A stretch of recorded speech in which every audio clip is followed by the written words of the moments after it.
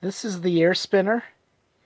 It has two LED lights, and this device can measure the airflow through the discharge airflow through a condensing unit. And I'm going to demonstrate it on a box fan that delivers 1,300 feet per minute air velocity. Okay, I'm going to turn the fan on now.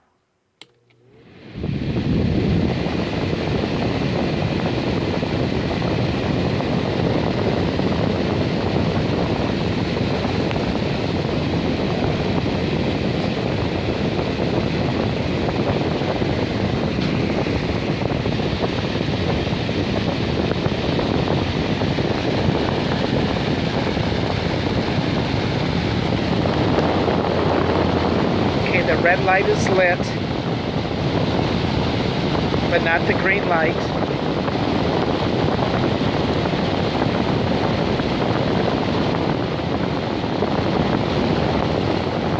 And as I get it closer to the fan, the green light will come on.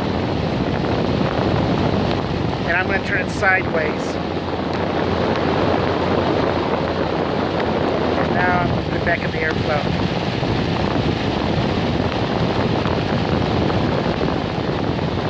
And I'll bring it out.